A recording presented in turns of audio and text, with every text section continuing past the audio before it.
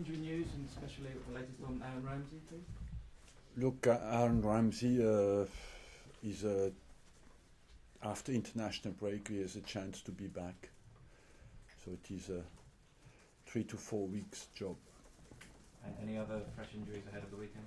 No, everybody else looks to have recovered. Gabriel is back in full training, and we have no other problems. Nobody back, but as well, no other problems. So Tuesday night's game must have taken a lot out of the players, but also given them a lot of confidence. So how do you approach, what's your tactic for rotation ahead of the weekend's game?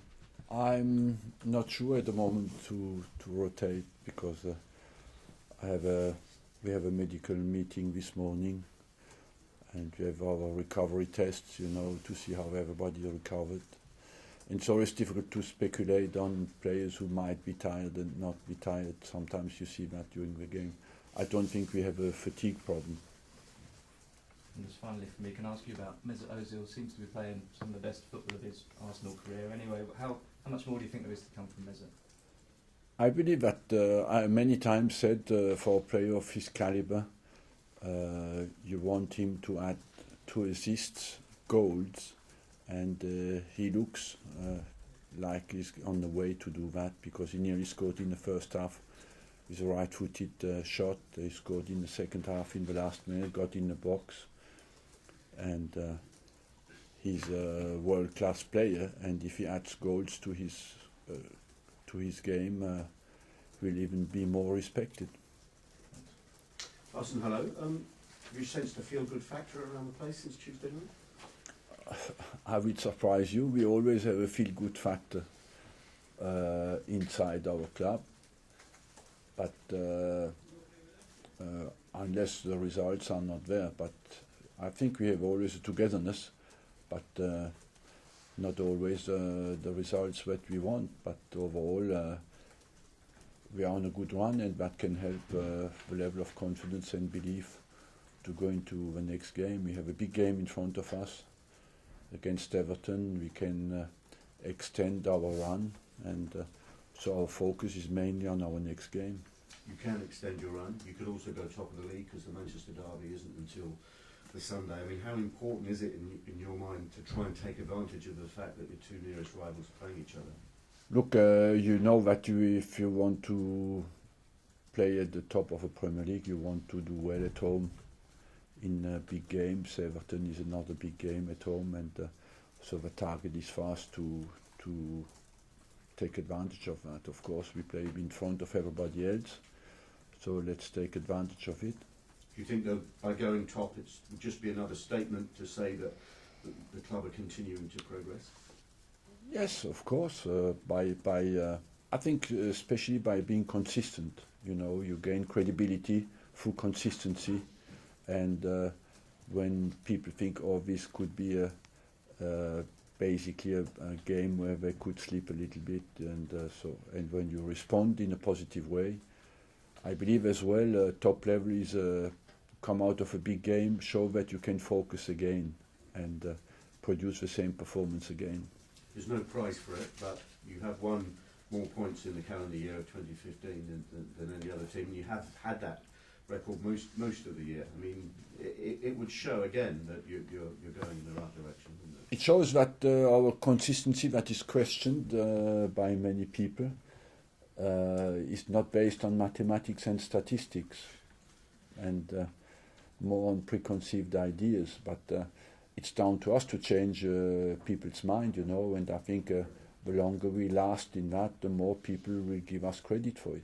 It's a nice problem to have, but is it becoming harder to decide who starts between Theo and Olivier Giroud?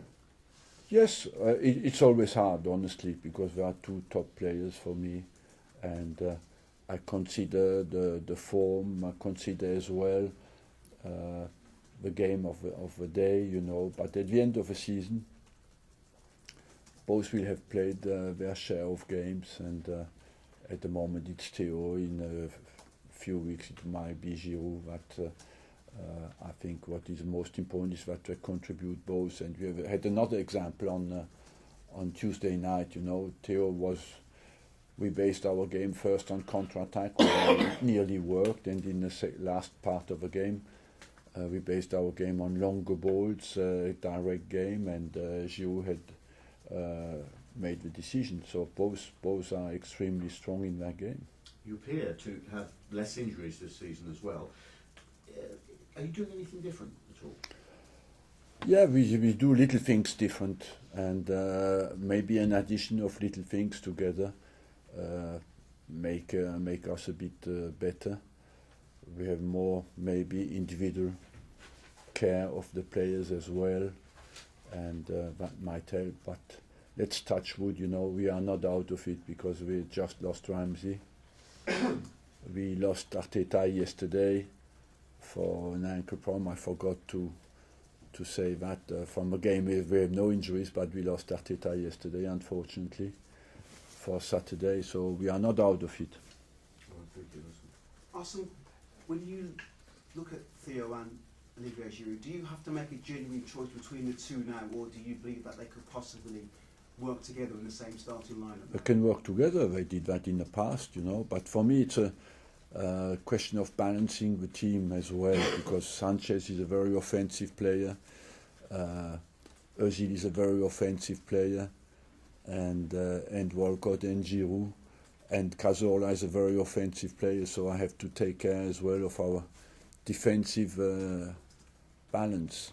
The reason why I asked that, because Theo's said over a few times over the last couple of years he wants to be a main striker, not probably starting on the left or the right. So that gives you a choice and a decision to make, doesn't it? Yeah, of course. But I think you have to accept, that no club in the world can play only with one striker a whole season. And if I would do it, you would first accuse me of being irresponsible. So once you have two players, you have to be happy and make the right decision. It's always hard, It's not only for Giroud and Walcott. For every single player you leave out. At the moment, Bellerin plays in front of Debuchy. Debuchy deserves to play. His attitude is fantastic, and all the players, I like that. It's difficult decisions, but it's part of our job as well. We are in a job where competition exists, and we have to accept that.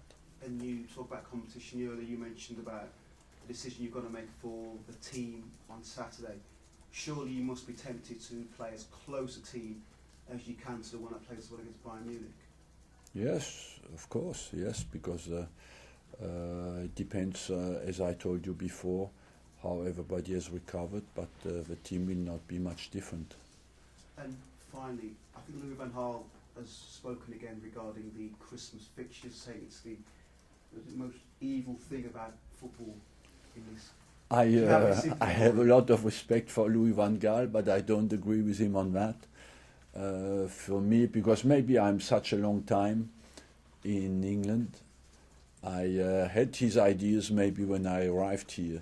But today I would cry if you change that, because it's part of English tradition and English football. And on the 26th Boxing Day, to suppress that game, whole Europe comes to England to watch the game.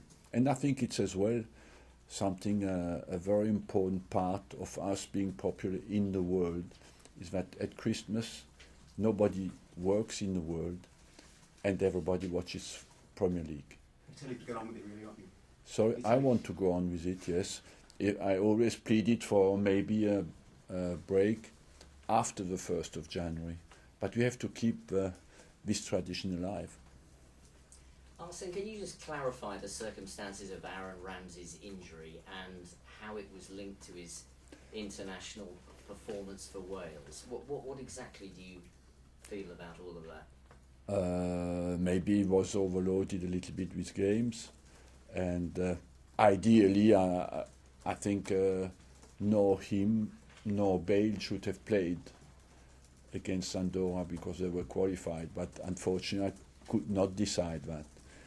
I was in a position where after that I thought I could rest him against Watford.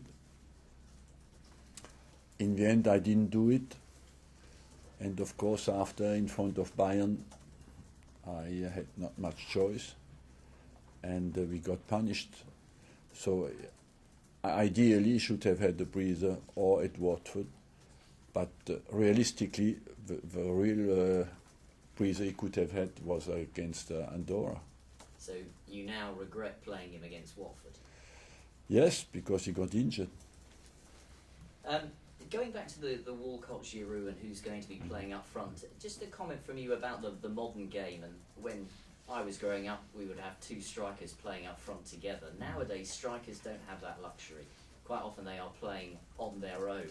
And is that something they're going to have to just get used to? Look, you be harsh with me when you say he plays on his own, because Sanchez plays up front. It's true that where you're right, we do not play the typical 4-4-2 English game. We play more with one player wide and the central player a bit more isolated. But Sanchez plays more and more next to the central striker, and Özil as well plays behind the striker, you know. But it's just the way the players are put on the pitch is a little bit different. But we play with 2-3 strikers in every single game. And one last one from me. Do you think that Ross Barkley, of the current young English players, is the one with the most potential? Yes, he has massive potential because he has a good combination of technical qualities and physical qualities. He has the absolute power of the modern player, and he's certainly one of the most promising. You know, he's around 20 years old. He's a regular player in the national team. That's always such an early run is always a special talent. All right, thank you. Sorry. Oh, sorry. Should you find yourself top of the table after this weekend, are you relishing that challenge, or do you feel that everyone here might get carried away, Arsenal for the title already? Yeah, it's too early. It's very early, but what we lost our first game at home against West Ham. So, and after we went to Crystal Palace, you think it could be a repetition of last year, where after 10 games we were out of the race basically, and that in a big club is always very difficult to handle. So at least we are up there with a good number of points, and we have made the ground up. So let's show that we can be in the fight. Arsene, just on Aaron Ramsey, have you spoken to Chris Coleman about No. why? I mean,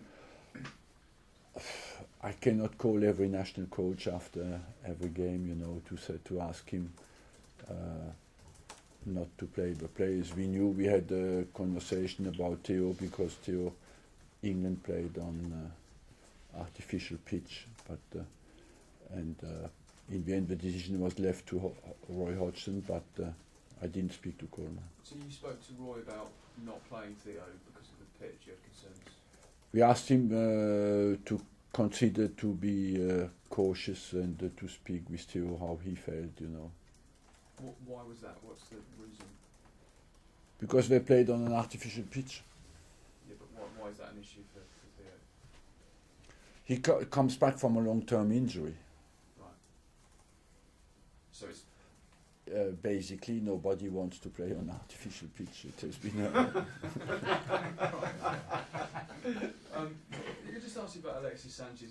He's been in great form, but he maybe looked a little tired in the second half against Bayern. Are you getting to the stage where you might have to give him a rest? Yes,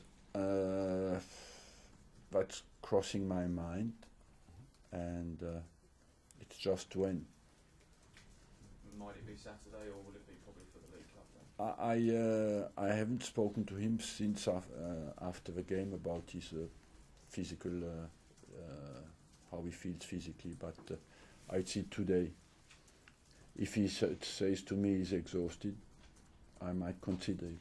Knowing him, he'll probably say this. I'm not confident that he will say that. Arsene, is it fair that when players go on international duty, pick up injuries, clubs just have to sort it out? Doesn't seem right, does it? It is the point of friction between clubs and national teams, you know. But I understand, when it's official games, you do not want to interfere in that because it's the country is important and they have to win the games. Once they play friendlies or games with nothing at stake, you think they should accommodate the clubs as well. Do you think that should be maybe written into the statute books? It's difficult because it's sometimes common sense and you cannot predict every single situation with a rule.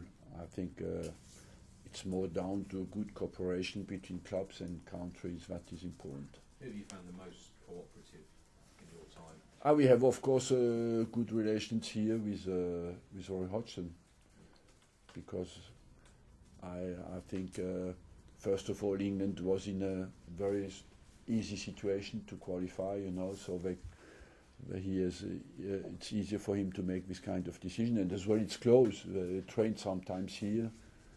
It's easier. And he has worked in the clubs at top level. He knows what it is to play big games in clubs as well. Last one. Can I just ask one question about Patrick Vieira?